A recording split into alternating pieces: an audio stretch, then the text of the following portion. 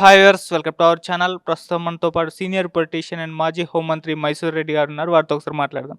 Sir నమస్కారం. Sir, ఏపీలో మనం చూస్తున్నాం, విజయవాడలో ఎప్పుడు లేని విధంగా ఇంత స్థాయిలో విస్తృతంగా వరదలు రావడం, విజయవాడ మొత్తం కూడా మునిగిపోవడం, చాలామంది చనిపోయారు, చాలామంది ప్రభుత్వం కాపాడడం కూడా మనం చూస్తున్నాం సార్.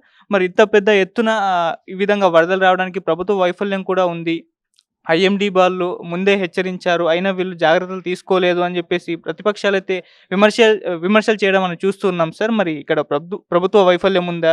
మరి ఇంత స్థాయిలో అసలు వరదలు రావడానికి గల కారణాలేంటి? వరదలు ఇంత స్థాయిలో రానికి కారణాలు నేను చెప్పలేను. అది ఐఎండి వాళ్ళు చెప్పాల్సిన విషయం. సాంకేతిక పరమైన సమస్య. వాళ్ళు కూడా ఐఎండి కూడా ఏం చేస్తారు అని అంటే red alert, green alert, orange alert అని చెప్తుంటారు. ఈ ఇండియాలో కూడా ఈ మధ్యన కొంచెం ఇంప్రూవ్మెంట్ అయింది, కానీ ఈ వీళ్ళు ఇచ్చిన విశ్లేషణలు ఎప్పుడు కూడా కరెక్ట్ అవుతుండవు. ఈ మారు కుంభవృష్టి వర్షాలు కురుస్తాయంటే వర్షం చినుకు కూడా రాదు. ఈరోజు చినుకులే ఉండవు అని అంటే కనుక పెద్ద వర్షాలు కురుస్తుంటాయి. కరెక్ట్ అసెస్మెంట్ అనేది లేదు. కాకపోతే ఇటీవల కాలంలో శాటిలైట్లు ఉండడం అయితేనేమి, దీనివల్ల కొంతమేర ఈ వాతావరణ శాఖ చెప్పిన సూచనలు కొంతమేరకు పాజిటివ్గా వస్తున్నాయి.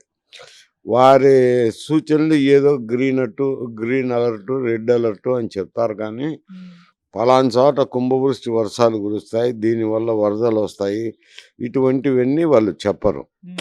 ఊరిక దాన్ని బట్టి ప్రభుత్వం చర్యలు తీసుకోవాలంటే కష్టమవుతుంది. కనీసం పక్కా ఇన్ఫర్మేషన్ ఉంటే తీసుకోకపోతే తీసుకోలేదంటే ఉంటుంది.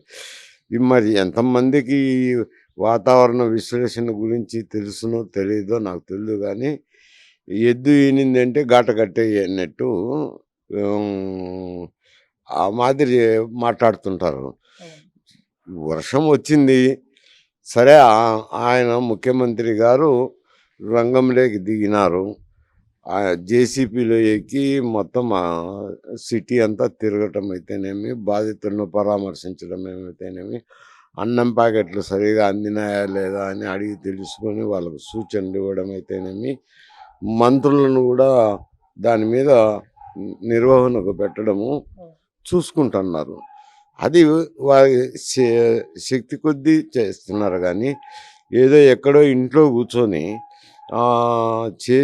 చేయలేదు అని అంటే విమర్శించాలి. కానీ మనిషి తిరుగుతూ ఒక రోజంతా అక్కడే హై స్కూల్లోనే ఉండి రాత్రి 2 గంటలు విశ్రమించడము, మళ్ళా తిరగటము అని అంటే 78 ఏళ్ళ వయసులో అతను తిరుగుతున్నాడు.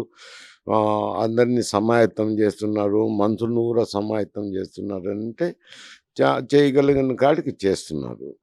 ఇంకా వైఫల్యం చెందింది అని ఇళ్ళల్లో కూర్చొని మాట్లాడితే కనుక అర్థం లేనిది పర్థం లేనిది. చేసే వాళ్ళకి అక్కడ కష్టం తెలుస్తుంది. ఈ సహకార కార్యక్రమాలు అందించాలా, భోజనం అందలేదు.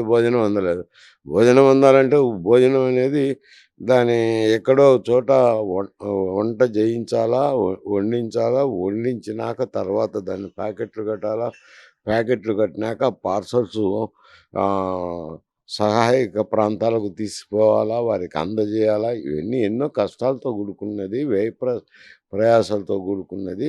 అవి క్షేత్రంలోనే ఉండి చేస్తుంటే కూడా ఇంకా మరీ విమర్శలు చేయడం అనేది అది అర్థం లేనిది, పర్థం లేనిది. అంటే చంద్రబాబు నాయుడు గారు జరిగిన తర్వాత రియాక్ట్ అయ్యి ఈ విధంగా సహాయక చర్యలు చేస్తున్నారు. దీన్ని ముందే ఉండే ప్రయత్నం చేస్తుండే కదా. ఇది ఒక మ్యాన్ మేడ్ వరద. చంద్రబాబు నాయుడు గారు ఐఎండి వాళ్ళు అంటే ముందే చెప్పినా కూడా రియాక్ట్ అవ్వలేదు. ఆయన రియాక్ట్ అయ్యి ఉంటే ఇటువంటి పరిస్థితి వచ్చేది కాదు. ఇది చంద్రబాబు నాయుడు గారు వల్లే విజయవాడ మునిగిపోయిందని జగన్మోహన్ రెడ్డి గారు ఆరోపిస్తున్నారు. జగన్మోహన్ రెడ్డికి పరిజ్ఞానం తక్కువ అనుకుంటా. ఎందుకు అని అంటే ఆయన వల్లే వరదలు వచ్చిందని చెప్పడం. ఆయన వల్ల వరదలు ఎందుకు వస్తాయి? వరదలు అనేది వచ్చినాయి, వరదల సహాయ కార్యక్రమాలు చేపడుతున్నారు. ఈయన ఇంట్లో కూర్చొని ఒక పూట పోయి వచ్చి ఆయన వల్లే వరదలు వచ్చినాయి, ఆయన వల్లే బుడమేరు వారింది అని చెప్పడం అనేది అర్థం పర్థం లేనిది. ఏదో ఒకటి వితండవాదము, ఆయన్ని విమర్శించాలని విమర్శించడమే తప్పనిచ్చి విమర్శించేదానికి ఏమి దొరక్క విమర్శించుతున్నారు. అది చేతగానితనం అని అంటారు. అటువంటి విమర్శల వల్ల ప్రజల్లో మంచి పేరు కంటే చెడ్డ పేరే వస్తుంది. పలానా చోట కుంభవృష్టి వర్షాలు కురుస్తాయి, దీనివల్ల వరదలు వస్తాయి, ఇటువంటివన్నీ వాళ్ళు చెప్పరు. ఊరిక దాన్ని బట్టి ప్రభుత్వం చర్యలు తీసుకోవాలంటే కష్టమవుతుంది. కనీసం పక్కా ఇన్ఫర్మేషన్ ఉంటే తీసుకోకపోతే తీసుకోలేదంటే ఉంటుంది. మరి ఎంతమందికి వాతావరణ విశ్లేషణ గురించి తెలుసునో తెలియదో నాకు తెలియదు, కానీ ఎద్దు ఈనిందంటే గాట కట్టేయి అన్నట్టు ఆ మాదిరి మాట్లాడుతుంటారు. వర్షం వచ్చింది సరే, ఆయన ముఖ్యమంత్రి గారు రంగంలోకి దిగినారు. జేసీపీలో ఎక్కి మొత్తం సిటీ అంతా తిరగటం అయితేనేమి, బాధితులను పరామర్శించడం ఏమైతేనేమి, అన్నం ప్యాకెట్లు సరిగా అందినాయా లేదా అని అడిగి తెలుసుకొని వాళ్ళకు సూచనలు ఇవ్వడం అయితేనేమి, మంత్రులను కూడా దాని మీద నిర్వహణకు పెట్టడము చూసుకుంటున్నారు. అది వారి శక్తి కొద్దీ చేస్తున్నారు, కానీ ఏదో ఎక్కడో ఇంట్లో కూర్చొని చేసి చేయలేదు అని అంటే విమర్శించాలి. కానీ మనిషి తిరుగుతూ ఒక రోజంతా అక్కడే హై స్కూల్లోనే ఉండి రాత్రి 2 గంటలు విశ్రమించడము, మళ్ళా తిరగటము అని అంటే 78 ఏళ్ళ వయసులో అతను తిరుగుతున్నాడు.